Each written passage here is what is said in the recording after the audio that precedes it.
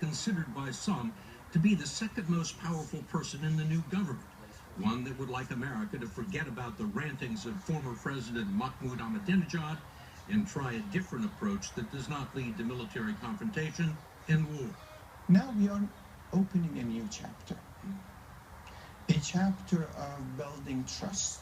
Now that both sides have recognized that this cannot and should not continue, the best way is to coming to some agreement, and instead of imposing economic sanctions, try to utilize economic relations to overcome political disagreement.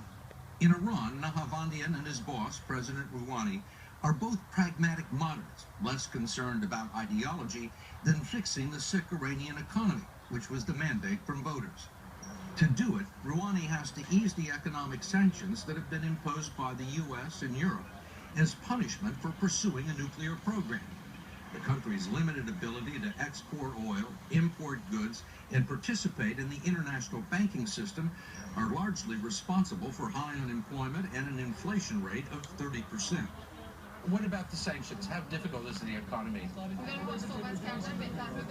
He hopes that it gets better while they're negotiating. And he wants things to get cheaper.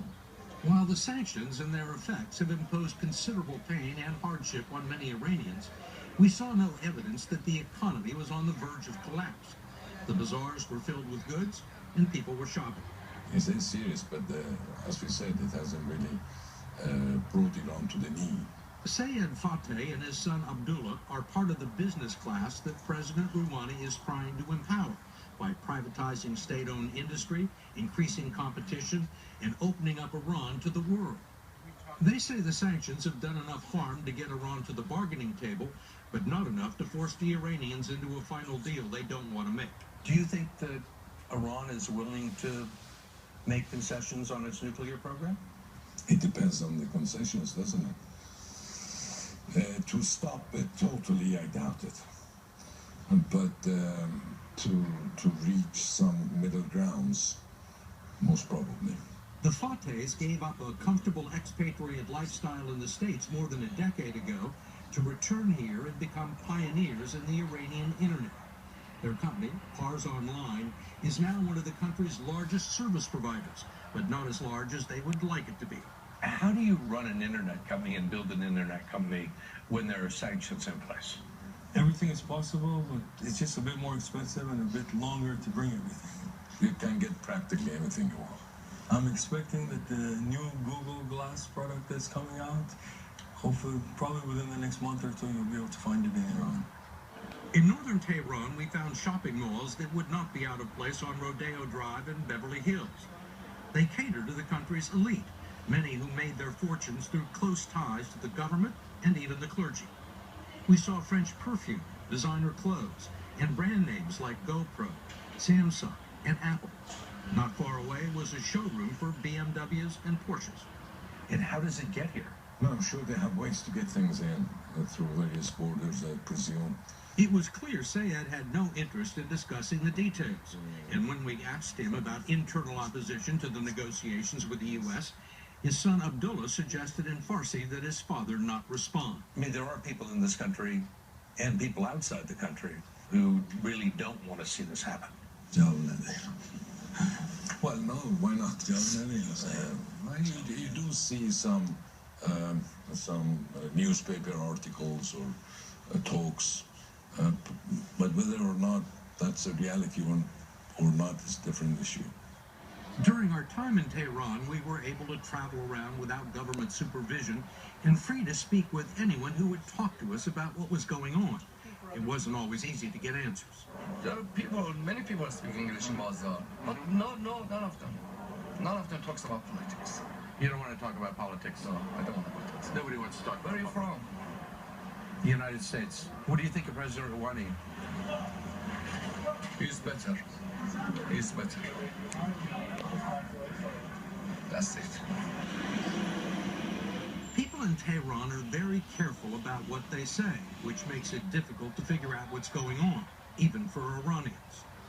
While there is wide popular support for President Rouhani's policies of moderation and engagement, there is also subterranean opposition from hardline rivals who have benefited from the status quo, including powerful forces that are either invisible or inaccessible to Westerners.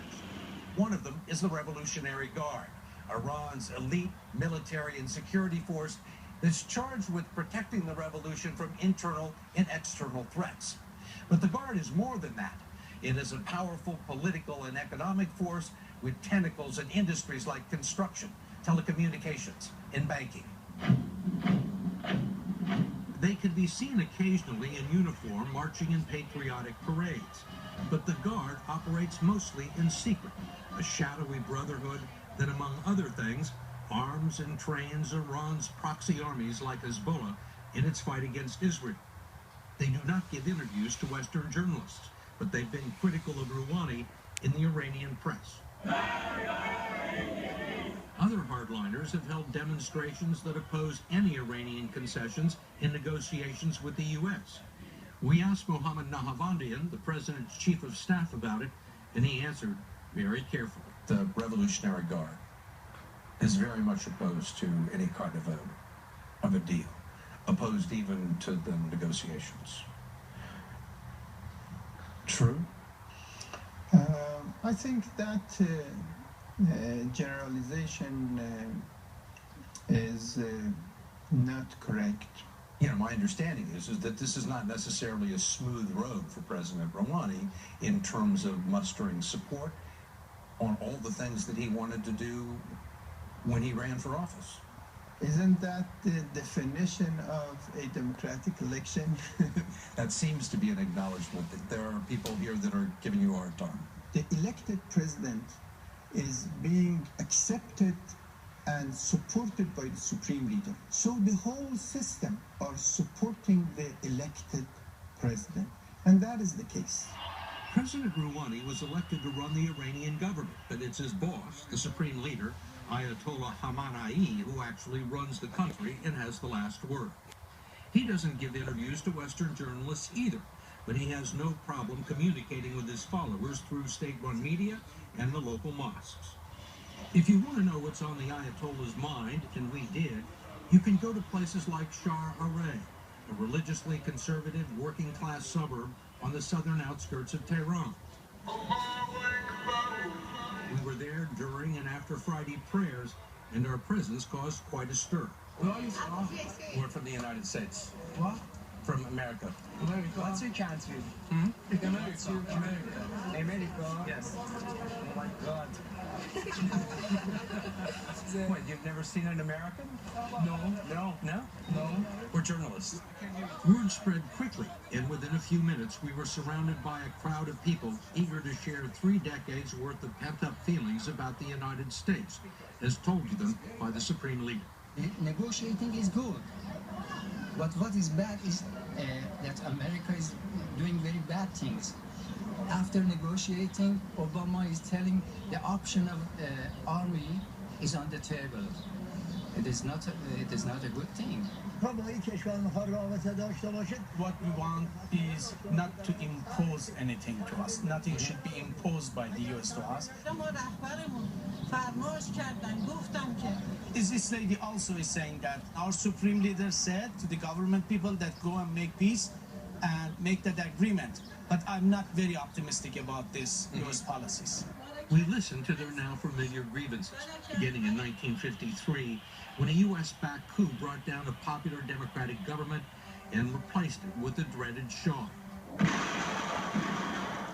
All the way into the 1980s and the bloody 8-year war with Iraq, in which the U.S. favored Saddam Hussein.